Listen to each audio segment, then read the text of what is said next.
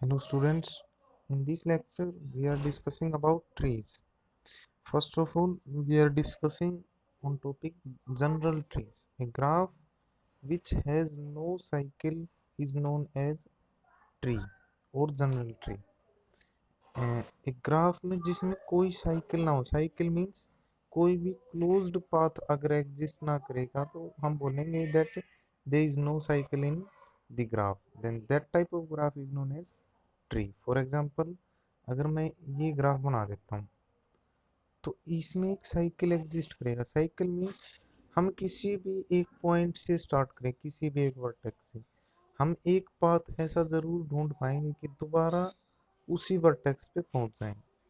जैसे इस तरह अगर हम चलें तो we can reach at this same vertex by using a path. तो इस तरह के पाथ को इस तरह के ग्राफ को हम साइकिल बोलते हैं। And if a graph there does not exist any cycle, then we say that graph is known as trees, mainly general trees। इसके बाद कुछ खास बातें इसमें लिख रखी हैं हमने। In tree vertices are called as nodes। तो ट्री में जो वर्टेक्स आएंगे उनको हम नोड बोलेंगे। End nodes have property that each node can have minimum degree 1 and maximum degree n। तो मतलब हर एक नोड की कम से कम डिग्री कितनी होगी 1 और ज्यादा से ज्यादा n if the graph has n plus 1 edges। Directed tree, a directed graph is said to be a directed tree if it becomes a tree when the direction of edges are ignored।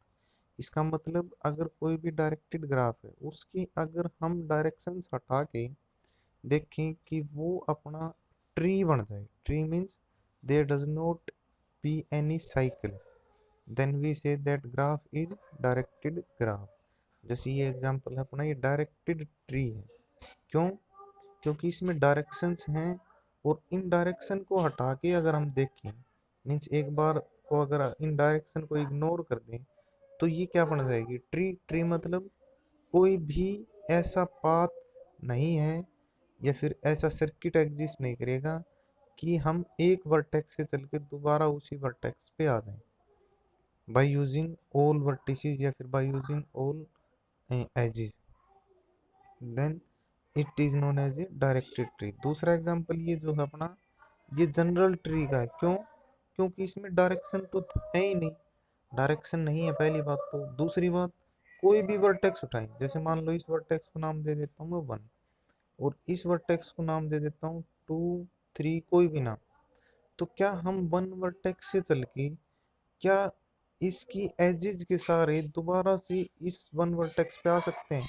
I think no, और आ भी नहीं सकते क्योंकि कोई भी close cycle type का हमें इसमें नहीं दिख रहा। सो दैट इससे चल के डिफरेंट डिफरेंट वर्टेक्स या डिफरेंट एजेस का यूज करके दोबारा इसी पे आ सके। तो ये दोनों एग्जांपल थे अपने ट्री के। First one is directed tree and the second is general tree. उसके बाद आता है रूटेड ट्री।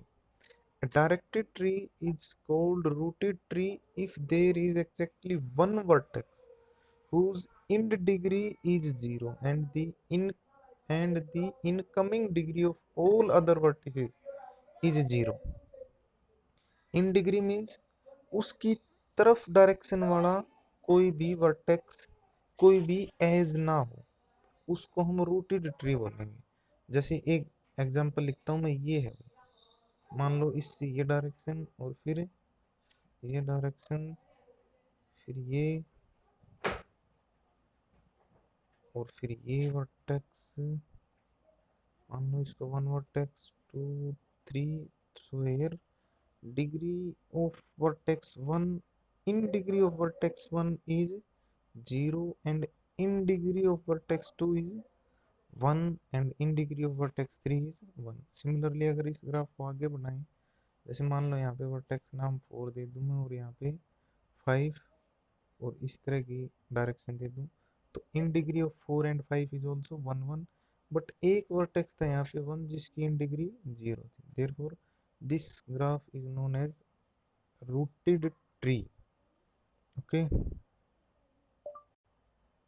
उसके बाद हम डिस्कस करेंगे binary tree. If out degree of every node is less than और इक्वल टू 2।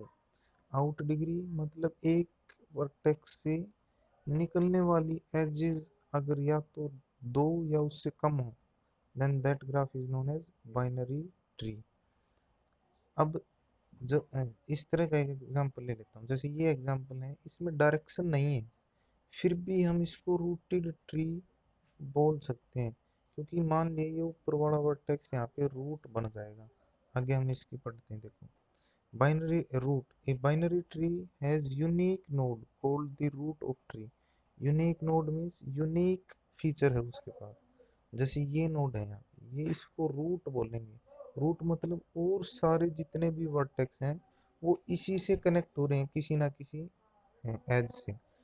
क्या हम इस वर्टेक्स को, ये वाला वर्टेक्स जो है, इसको रूट बोल सकते हैं? नहीं। क्यों? क्योंकि इस साइड वाला वर्टेक्स में कोई भी उठा लो तो क्या वो इस वर्टेक्स से डायरेक्टली कनेक्टेड है? नहीं। तो इस वजह से जो अपर मोस्ट वर्टेक्स दिखेगा, या मतलब वो वर्टेक्स जिससे सारे वर्टेक्स कनेक्टिविटी शुरू हुई होगी, उस वर्टेक्स को हम रूट बोलेंगे। लेफ्ट चाइल्ड, अच्छा इसके बाद बात आती है left child, right child and parent siblings leave सब। ये देखो definition, left child the node which are on left of the root are known as left child. जैसे ये अपना रूट होगा, इसके जो लेफ्ट में होंगे उसको लेफ्ट चाइल्ड्स बोलेंगे। तो इसके लेफ्ट में एक तो ये था और राइट में ये, तो इस वाले वर्टेक्स को हम लेफ्ट चाइल्ड बोलेंगे और इस वाले वर्टेक्स को राइट चाइल्ड ऑफ रूट। ठीक है। सिमिलरली पेरेंट, अब इन दोनों चाइल्ड का पेरेंट कौन सा हो जाएगा? ये रूट। तो लेफ्ट चाइल्ड और रूट चाइल्ड जो यहाँ पे लिखे हैं उनके पेरेंट रूट वाला हो जाएगा। अब siblings, two nodes having same parents, अच्छा लेफ्ट और राइट दो चाइल्ड हैं, इन दोनों का पेरेंट कौन है? Root vertex. Therefore both left and right vertex are siblings. Leaf, a node with no children is known as leaf. उसके बाद left sub tree, the sub tree whose root is the left child of some node. और इसी तरह right sub tree, the sub tree whose root is right child of some node. इसका मैं example बताता हूँ तुम्हें। एक डेफिनेशन और पढ़ लेते हैं पहले। Level of node, the level of node is its distance from root. Level of node is its distance from root. And height of tree, height of tree is maximum level to any vertex. Maximum level to any vertices of tree is known as height of tree. अब इस example में हम सारी बातें discuss करते हैं। तो देखो भाई, फर्स्ट वर्टेक्स है ए, ये इसमें हो जाएगा अपना रूट वर्टेक्स। यहाँ पे लिख रखा है बी और ये सी। तो सिर्फ ए बी सी की बात करूँ अगर मैं, तो B and C are child of vertex A. और दूसरे तरीके से इसको बोल सकता हूँ मैं, बी एंड सी, इन दोनों का पेरेंट कौन होगा? A. Means that A is parent for both B and C. अब दोनों बी और सी दोनों ए के चाइल्ड हैं, दोनों ए के चाइल्ड हैं, that's why B and C are siblings. अब लीफ, लीफ की डेफिनेशन बताई थी, वर्टेक्स विद नो एज, मतलब उससे आगे उसकी कोई एज ना हो।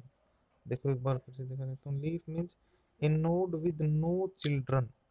तो इसमें विदाउट चिल्ड्रन नोड कौन कौन से? G H I J L M, they all are leave. अब हाइट की बात करते हैं। तो देखो, जो रूट वर्टेक्स होगा उसको लेवल 0 मानेंगे, उससे आगे दो वर्टेक्स थे इनको लेवल 1 नाम दे दिया, फिर उससे आगे ये तीन वर्टेक्स थे ये लेवल 2 में आएंगे, और फिर ये वाले वर्टेक्स लेवल 3 में, और ये वाला वर्टेक्स लेवल 4 में। तो कितने लेवल बनेंगे इसके? 4। That's why height of tree is 4। अब भाई अगर हम चाइल्ड्स और पेरेंट की बात करें, अगर मैं जी और एच दो वर्टेक्स उठा लूँ तो जी और एच का पेरेंट कौन हो जाएगा? डी। और जी और एच आपस में क्या हो जाएंगे? सिबलिंग्स। और यूं पूछूं, डी के चाइल्ड कौन कौन से हो जाएंगे? जी और एच। डी का लेफ्ट चाइल्ड जी, डी का राइट चाइल्ड एच। इसी तरह आई जे के एल एम सब के बारे में बात कर सकते हैं। तो ये जो छोटी छोटी डेफिनेशन थी हमने डिस्कस कर ली। उसके बाद बाइनरी एक्सप्रेशन ट्री। अगर कोई an expression having binary operator can be decomposed into this operator. For example, construct binary expression. तो देखो, पहले लेफ्ट एक्सप्रेशन लगेगा, फिर जो ऑपरेटर दे रखे हैं बीच में वो ऑपरेटर, और फिर right expression. For example let we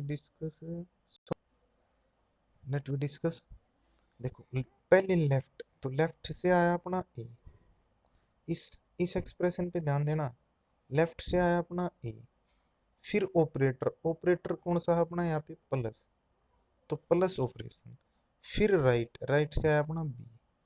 तो अपना ये जो लेफ्ट में जो छोटा सा ऑपरेशन था इसको हमने सोल्व करके यूं लिखा, फिर चले गए हम, पूरे लेफ्ट ऑपरेशन को सोल्व कर लिया। अब बीच में ऑपरेशन है अपना स्टार, तो स्टार आ गया बीच में भी। फिर आ जाओ इस साइड वाले ऑपरेशन में भी, डी लेफ्ट था, डी डिवाइड का ऑपरेशन था, और राइट था सी, तो यहाँ से क्या लिखा जाएगा, डी डिवाइडेड बाई सी। तो जिसको हमने बाइनरी में कन्वर्ट किया वो इस तरह कन्वर्ट हो जाएगा, हमने इसका कन्वर्स भी देख लिया। तो सिंपल हमने क्या करना है, जो भी ऑपरेशन दे रखे हैं जो लेफ्ट में लिख रखे हैं उसको लेफ्ट में ट्रीट करना शुरू करेंगे। लेफ्ट में यहाँ पे ए प्लस बी था, तो सबसे लेफ्ट में आ जाएगा ए, और फिर बीच वाला ऑपरेशन दैट इज प्लस, और फिर बी। अब कॉमन जो दो पे ऑपरेशन लगना था वो था अपना स्टार, तो इससे ऊपर आ गया स्टार, और फिर दूसरी साइड राइट में चले गए। मीन्स जो मेन ऑपरेशन है उसके लेफ्ट में जितनी वैल्यू है, हम जब इसका बाइनरी ट्री बनाएंगे तो उन सबको लेफ्ट में ही रखेंगे, और मेन ऑपरेशन के राइट में जितनी वैल्यू है, तो जब बाइनरी ऑपरेशन बनाएंगे तो बाइनरी ट्री बनाएंगे तो उन एक्सप्रेशंस को राइट में ही रखेंगे। ये थी अपनी बाइनरी एक्सप्रेशन ट्री। अब आगे भी definition, complete binary tree, if in A binary tree all level except possibly the last have maximum number of possible nodes। जैसे देखो इसमें first, second, fourth, maximum number of possible nodes. और हमने binary tree की definition में पढ़ा था, एक नोड के कितने मैक्सिमम नंबर, कितनी और नोड कनेक्ट हो सकते हैं, या फिर समझो अगर कोई एक नोड है तो उसके कितने चाइल्ड हो सकते हैं in case of binary tree, सिर्फ दो, तभी तो बाइनरी ट्री बनेगा, या तो दो या दो से कम। तो कंप्लीट बाइनरी ट्री की definition, if in binary tree all levels except possibly the last. तो देखो ये दोनों लास्ट लेवल है अपने, इनको छोड़ के all level have maximum number of possible nodes. देखो फर्स्ट लेवल, जीरोथ लेवल था वन, इसके बाद फर्स्ट लेवल में कितने नोड बन सकते थे, दो, दो यहाँ पे बने हुए हैं। फिर उससे नेक्स्ट लेवल में कितने नोड बन सकते थे, दो, दो वो बने हुए हैं। अब एक साइड तो अपना लास्ट नोड या फिर लीफ आ गया, तो इसमें यहाँ पे लीफ आया, तो मतलब जब तक नोड बने तो इसमें मैक्सिमम नंबर ऑफ नोड बने। अब अगर एक छोटी सी बात, अगर 9 के साथ नीचे कुछ और लगा देता मैं, मान लो 11, तो क्या कंप्लीट बाइनरी ट्री बनता, नहीं। क्यों, क्योंकि एक नहीं, maximum number of possible node बनने चाहिए। तो 9 बनाए तो यहाँ पे एक और लगाना पड़ेगा, समझे, मतलब सिंगल नहीं आ सकता, मतलब किसी नोड का चाइल्ड सिंगल नहीं हो सकता, आए होंगे तो डबल या फिर कोई नहीं। ये होगा अपना कंप्लीट बाइनरी ट्री।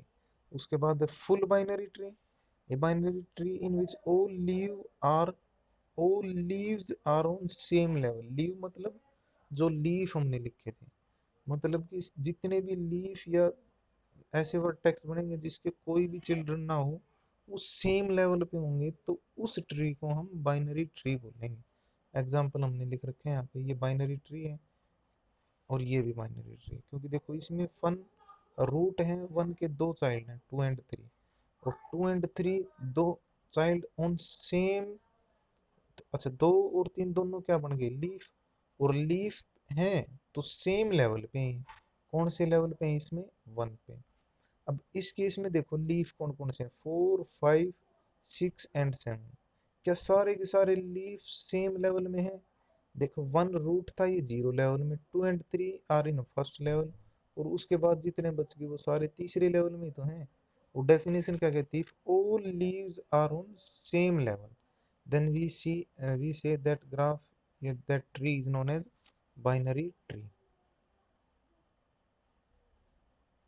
उसके बाद अपना traversing binary tree. Binary tree को किस किस तरह हम ट्रेवर्स करते हैं, तीन तरह से ट्रेवर्स करते हैं, pre order traversal, post order and in order traversal. Pre order traversal में देखो, प्री ऑर्डर ट्रेवर्सल में बात आएगी visit the root of tree. सबसे पहले हम ट्री के रूट पे जाएंगे, then traverse the left sub tree in pre order. Left sub tree in pre order. Pre order मतलब जब लेफ्ट में जाएंगे तो पहले जो पेरेंट है उस पे पहुंचेंगे, फिर उसके चाइल्ड पे पहुंचेंगे। समझे ना, प्री ऑर्डर का मतलब यही तो हुआ, पहले रूट को ट्रेवर्स कर रूट पे पहुंचेंगे और फिर लेफ्ट में जाएंगे। तो लेफ्ट में जो पेरेंट है अदर अदर नोड का, पहले उस पे जाएंगे फिर उसके चाइल्ड पे जाएंगे, इसी तरह आगे चलता रहेगा। फिर अच्छा, लेफ्ट जब कंप्लीट हो जाएगा उसके बाद right sub tree and same in pre order में ही चलेंगे। प्री ऑर्डर का मतलब समझ गए, पहले अपना पेरेंट को ट्रेवर्स करेंगे, पेरेंट पे जाएंगे और फिर उसके चाइल्ड पे जाएंगे। पोस्ट ऑर्डर में इससे उल्टा हो जाएगा, पोस्ट ऑर्डर में ट्रेवर्स the left sub tree in post order. Left sub tree in post order means that पहले चाइल्ड्स पे जाएंगे और फिर उसके पेरेंट पे जाएंगे, ठीक है। And that process will be starting from left side, after that ट्रेवर्स the right sub tree in post order. पहले लेफ्ट सब ट्री और फिर राइट सब ट्री इन पोस्ट ऑर्डर, और लास्ट में हम क्या लिखेंगे, रूट ऑफ ट्री। तीसरा अपना इन ऑर्डर ट्रेवर्सल। इन ऑर्डर में पहला स्टेप है ट्रेवर्स in order the left sub tree. Left sub tree को इन ऑर्डर में ट्रेवर्स करेंगे, फिर रूट पे जाएंगे और फिर हम ट्रेवर्स दी in order the right sub tree. तो मतलब तीनों केस में पहले लेफ्ट सब ट्री से ट्रेवर्सिंग शुरू करनी है, प्री ऑर्डर में प्री ऑर्डर की टाइप से, पोस्ट ऑर्डर में पोस्ट ऑर्डर की टाइप से, इन ऑर्डर में इन ऑर्डर की टाइप से। इसका एक एग्जांपल हम डिस्कस करते हैं। ये देखो दो एग्जांपल है, दोनों को एक समझते हैं। Determine the pre order, post order and in order traversal. Pre order की बात करते हैं। प्री ऑर्डर में पहले हम रूट से चलेंगे, तो इसका रूट कितना है भाई, वन। वन रूट के बाद अगले रूट पे ही जाना है अगले कंसेप्ट में, तो वन के बाद अगला पेरेंट है टू, तो वन टू एंड फिर टू के बाद लेफ्ट में जाना है। देखो टू से हम फोर और थ्री दोनों पे जा सकते थे, लेकिन हमें जाना कहाँ पे है, लेफ्ट साइड में पहले जाना है। तो टू के बाद पहले थ्री आएगा और फिर फोर आएगा, और फोर के बाद लेफ्ट पोर्शन में फाइव है तो फिर फाइव आएगा। अब देखो हमने कंप्लीट लेफ्ट पोर्शन को ट्रेवर्स कर लिया, अब बारी आएगी राइट में, सेम कंसेप्ट राइट से शुरू कर दो। सिक्स पहले था, अब सिक्स के का जो चाइल्ड लेफ्ट में है पहले उसको लिखेंगे। लेफ्ट में चाइल्ड कौन सा है, सेवन, और फिर एट, और फिर एट के लेफ्ट में चाइल्ड नाइन, और फिर नाइन के देखो ये टेन है, ये तो भाई इसको चाहिए इस साइड लेफ्ट में लिख दो या राइट में, दोनों सेम ही पोजीशन है क्योंकि एक ही तो है नीचे। तो नाइन के बाद टेन और फिर एट का राइट पार्ट लिखा जाएगा, वो दैट इज 11। तो ये होगा अपना प्री ऑर्डर। अब उसके बाद बात करते हैं पोस्ट ऑर्डर की। पोस्ट ऑर्डर में पहले लेफ्ट पार्ट को ट्रेवर्स करेंगे बाई पोस्ट ऑर्डर। तो देखो लेफ्ट में सबसे लेफ्ट पे है अपना five, three, sorry three, three के बाद लेफ्ट में है फाइव, ठीक है, थ्री फाइव और फाइव के बाद फोर। अब देखो फोर के बाद इन थ्री और फोर का पेरेंट कौन है, टू, तो फिर हम जाएंगे टू पे। तो पहले अपना है थ्री, फिर फाइव, फिर फोर एंड फिर टू। अब टू तक जाने के बाद हम पहुंच गए रूट पे, लेकिन रूट हमने लिखना नहीं, पहले पहले हम राइट को ट्रेवर्स करेंगे। अब राइट की ट्रेवर्सिंग शुरू करते हैं। राइट में भाई चलते हैं तो सबसे पहले अपना आएगा ये सेवन। सेवन, सेवन के बाद और लेफ्ट का कौन सा था अपना, इस टेन को चाहे इस साइड लिख लो, तो टेन, टेन के बाद नाइन, नाइन के बाद इलेवन, इलेवन के बाद एट, और एट और सेवन का जाके पेरेंट सेम आया दैट इज सिक्स, और अब लास्ट में लिखेंगे वन। ये होगी पोस्ट ऑर्डर। इन ऑर्डर में पहले लेफ्ट, फिर बीच में आएगा अपना रूट और फिर राइट।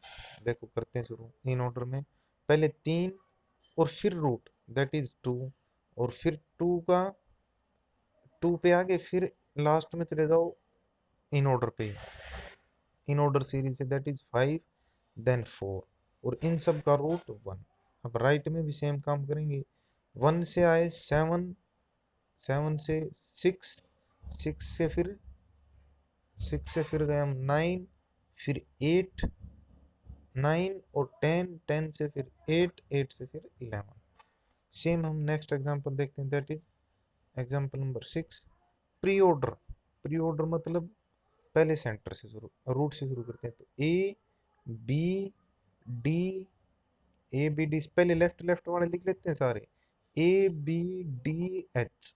अब राइट वाले लिखने शुरू कर दो नीचे से। एच के बाद क्या आ जाएगा, आई ई। तो ये पूरा लेफ्ट ट्रैवर्सिंग होगी। अब राइट में आ जाओ, तो ए तक तो आ ही गए थे हम, ए तो हो चुका था अपना, अपना आ चुका भाई प्री ऑर्डर में। आई ई तक आ गया। अब सी, सी से फिर गए हम एफ, एफ से जे। पहले लेफ्ट लेफ्ट वाला कवर किया, अब राइट वाला कवर करना शुरू कर दो जे से ही। तो जे से फिर आया के, के से अपना गया के से फिर गए हम जी, जी से एल, एल से एम। ये होगी प्री ऑर्डर। अब पहले पोस्ट ऑर्डर कर लेते हैं। पोस्ट ऑर्डर में तो लेफ्ट पहले, फिर राइट, और फिर इन रूट। तो देखो क्या क्या आ गया अपना, H I D E B, और इसी तरह लेफ्ट से शुरू कर दो। बी के बाद क्या आना शुरू हो जाएगा अपना, J K F, and then M L G C. ये होगी पोस्ट ऑर्डर। इसी तरह इन ऑर्डर ट्रैवर्सिंग हो जाएगी। तो ये था ट्रैवर्सिंग का कंसेप्ट। उसके बाद है spanning tree. Spanning tree, spanning tree consider a connected graph G. A spanning tree T is defined as subgraph of G, so that T is tree and includes all vertices of G. Include all vertices of G. For example, draw all the span। इसका एक example करते हैं हम। Example का एक इसका method होता है मिनिमम स्पैनिंग ट्री का, Kruskal's algorithm to find minimum spanning tree. इसमें क्या है, पहले तो हम input the given connected weight graph G with N vertices. मतलब देखो इसका छोटा सा सिंपल तरीका बताता हूँ मैं आपको। सबसे पहले, एक मिनट, सबसे पहले जो वर्टेक्स, उन वर्टेक्स को कहीं लिख लो। तो इसका ग्राफ में vertex A D, then B C E F, इन वर्टेक्स को कहीं लिखा। फिर उसके बाद अपना अगला स्टेप होगा, इसमें अगला स्टेप होगा वर्टेक्स लिखने के बाद order all the edges of graph G accordingly, according to increasing weight. अब इंक्रीजिंग वेट में हम इनको लिखना शुरू कर देंगे। मतलब पहले जो सबसे कम वेट है वो, फिर उससे ज्यादा, फिर उससे ज्यादा। तो पहले कौन सी एज आएगी, एज बी ई। क्यों, क्योंकि बी ई एज का वेट कितना है 2, साथ में लिखना शुरू कर दो। फिर D C, D C edge है, इसका वेट है 3। इंक्रीजिंग ऑर्डर में लिख लेंगे हम सारी बातें, ये सारी लिख लेनी है। उसके बाद नेक्स्ट स्टेप है, हम अब ऐड करना शुरू करेंगे। एक मिनट भाई, अब हम एज लगाना शुरू करेंगे। कौन सी एज लगाएंगे वो अब देखेंगे। सबसे कम वेट वाली एज लगानी है, और इसमें है अपने 6 वर्टेक्स। तो 5 ही एज लगानी है और सारे वर्टेक्स को आपस में कनेक्ट कर देना है। तो सबसे पहले सबसे कम वेट की एज है अपनी 2। देखो मैं आपको दिखाता हूँ इसमें, इस तरह का ग्राफ बन जाएगा। सबसे कम वाली 2 थी, तो ये ऐड कर दी हमने। 3 वाली थी, ये ऐड कर दी। उसके बाद 4 वाली थी 2, वो दोनों ऐड कर दी। और उसके बाद 5 वाली थी। अब ये 5 एजेस थी सबसे कम वेट वाली, ये ऐड कर दिया हमने। ठीक है भाई। अब देखो इसमें 6 वर्टेक्स थे, 5 एज ही कनेक्ट करनी थी हमने। हमने 5 एज कनेक्ट कर दी। अब ये कनेक्टिंग के बाद में देखो क्या सारे वर्टेक्स कनेक्ट हो गए। अगर सारे वर्टेक्स कनेक्ट हो गए तो और एज कनेक्ट करने की हमें जरूरत नहीं है, वो हट जाएंगे और ये अपना मिनिमम स्पैनिंग ट्री हो जाएगा। Minimum spanning tree. तो यही यही रूल हमने करना है इसमें, और कुछ नहीं। That's all about trees.